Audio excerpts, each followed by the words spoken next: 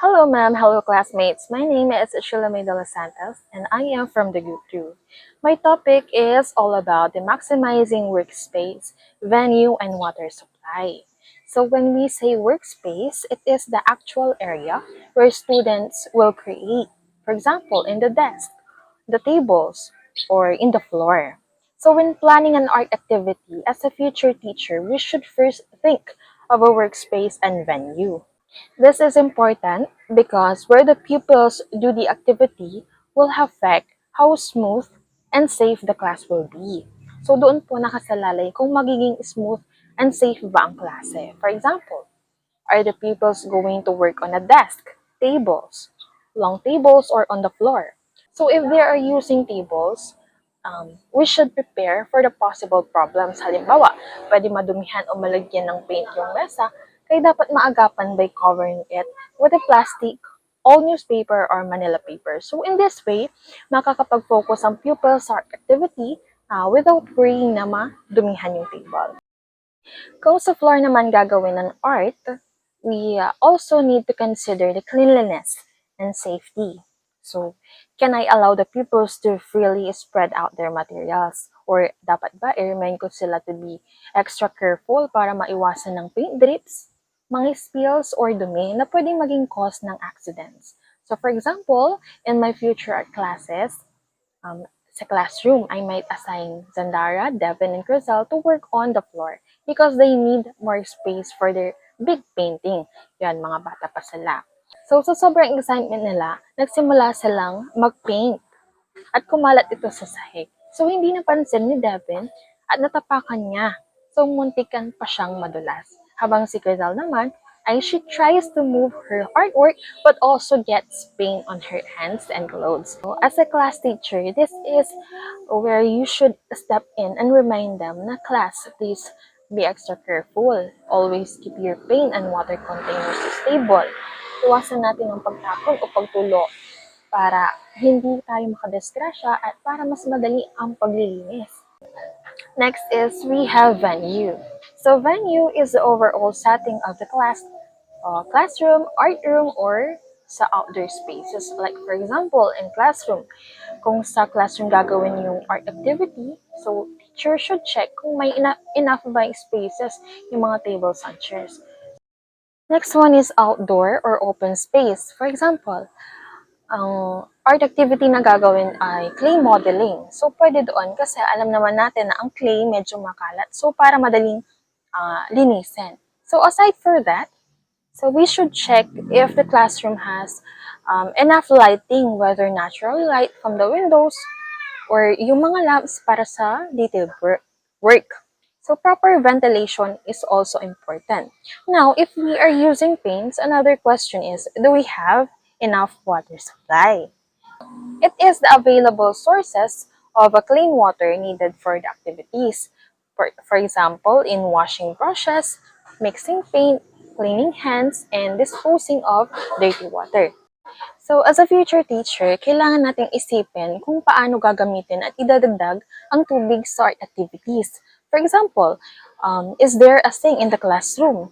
Kung may sink ang classroom, mas convenient kasi diretso na makakapaghugas ng brushes, ng palettes, ang kamay ng mga bata. Pero dapat paalalahanan natin sila na huwag basta-basta ibuhos ang clay water or paint water sa sink kasi pwede itong magpara. Kung wala namang sink, pwedeng maghanda ng mga buckets or timba ng malinis na tubig at ito ang gagamitin ng mga pupils para maglinis ng kanilang materials. So, dapat may nakahiwalay na timba rin para sa maruming tubig.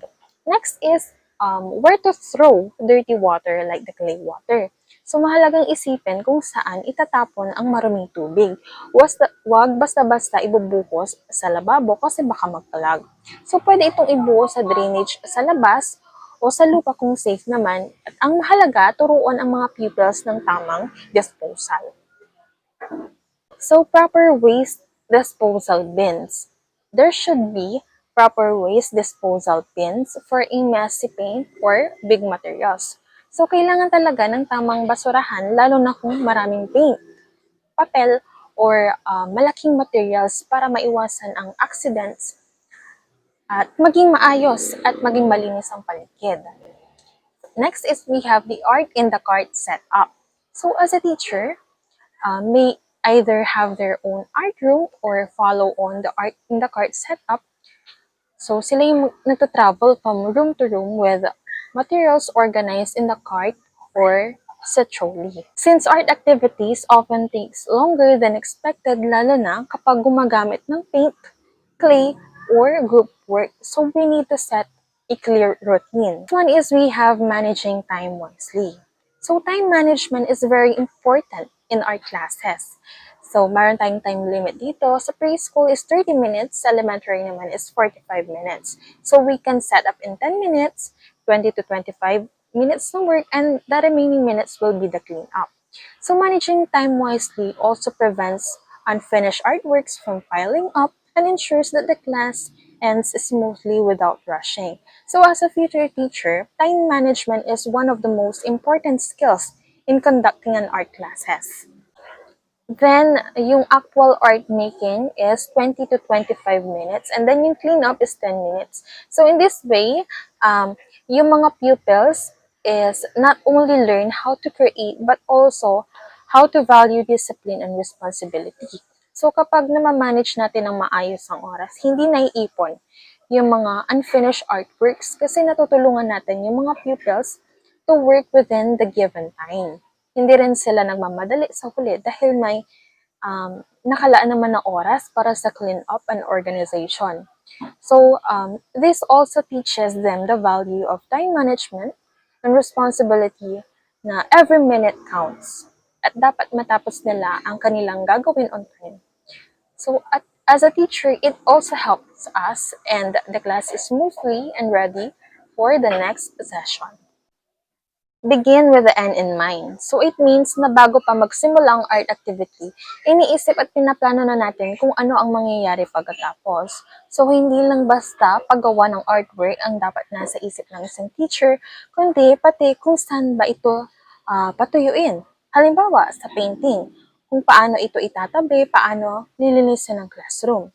Kaya sa instructional planning, post-production refers to the process after the main art activity is finished, like storing, drawing, organizing, and documenting artworks to make sure they are safe, neat, and ready for display or grading.